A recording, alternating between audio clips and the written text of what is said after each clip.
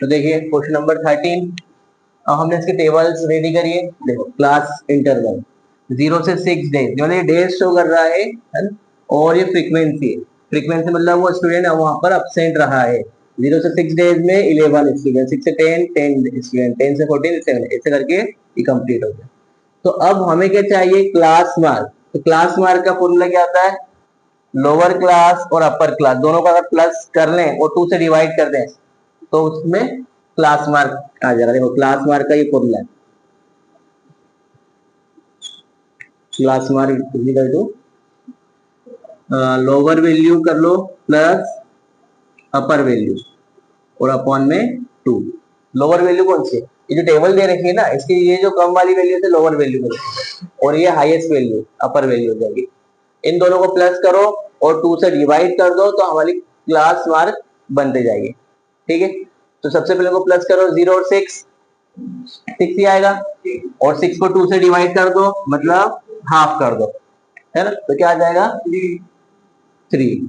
फिर 6 और 10 को प्लस करो 16, 16 का हाफ 8, है ना? 2 से हम उसको डिवाइड करते आएंगे तो ये हमारे क्लास मार्क आते जाएंगे। फिर 10 और 14 प्लस करो 24, 24 का हाफ क्या होगा? 12, है ना? फिर 14 और 20 कितना हो जाएगा? 34, 34 का हाफ 70। फिर 20 और 28 कितना हो जाएगा? 48, 48 का हाफ कितना होगा? 24। फिर 28 और 38 कितना होगा?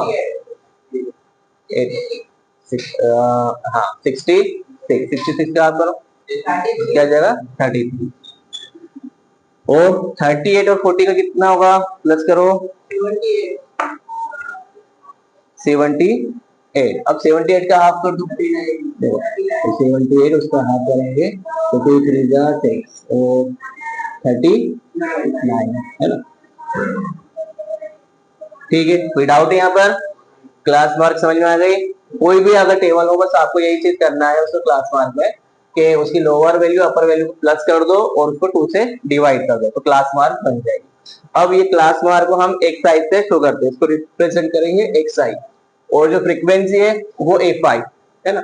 अब हमें क्या चाहिए? Fi Xi। ये क्या होता है? जो फ्रीक्वेंसी है और जो क्लास मार्क उन दोनों का मल्टीप्लाई, उन दोनों का मल्टीप्लाई कर देंगे तो क्लास Fi Xi आ जाएगा। इसका मतलब क्या हुआ कि इन दोनों का हमने मल्टीप्लाई करना है ना? 11 3 जा 33।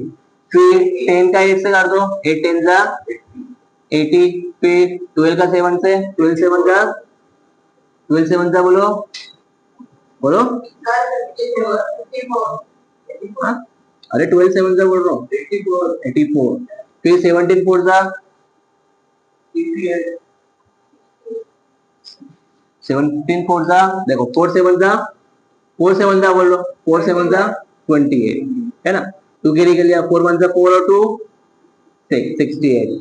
फिर 24 का 4 से 4 4 जा 16, 1 कैरी कर लिया 4 2 जा 8 और 1 9।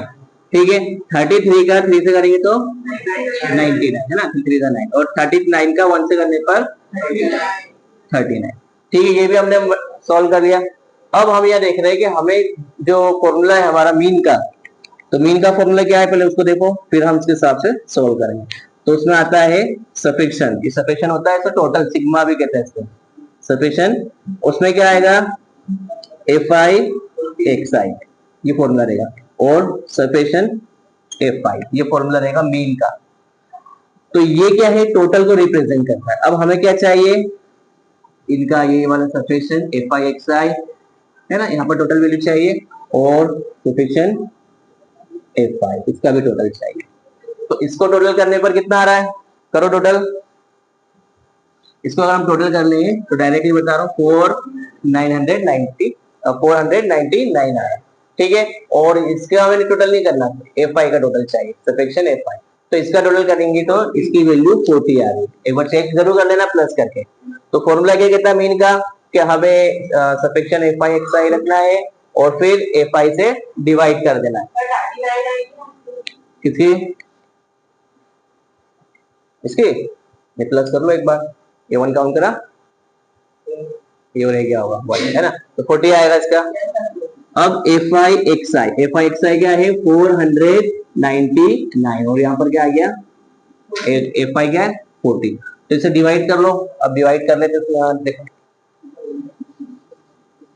इधर आ जाएगा डिवाइड इसका, ये 40 और 499 कर सकते, देखो इजी है क्योंकि 40 है, तो 40 की टेबल में 49 नहीं आता है, 41 का 40 वन टाइम में क्या आ रहा है 40 आ जाएगा, माइनस करो कितना रिमेनिंग रहा 9 बच गया, और यहाँ से नेक्स्ट नंबर हमने लिया 99 हो गया। अब 40 की टेबल में 99 नहीं आता, 4 2 से 8 होता है, मतलब 80 आ जाएगा, है ना, तो 2 टाइम्स से 80 आ रहा है, तो 42 से 80। अब माइनस कर तो कितना रिमेनिंग है 19, और 40 की टेबल में 19 नहीं आता है, तो यहाँ 0 लग जाएगा और यहाँ पर पॉइंट लग जाएगा। अब बताओ इसके आगे क्या आएगा 190 आता है क्या, ये 4 की टेबल में 19 नहीं आता है, 19 से कम हम 0 का हटा दो, ये भी 0 हटा दे, ये भी हटा दे, 4 का टेबल लेकर चलो और आसान हो जाएगा। 4 की टेबल में 19 नहीं आता, 19 से कम 16 आता है, कितनी बार में 8 बार, तो 4 बार में, है ना, 4 4 जा 16 और 0 का 0 लगा, फिर अब माइनस करो तो कितना बचेगा 30, और 40 की टेबल में 30 फिर नहीं आता, फिर एक और 0 लग जाएगा 300।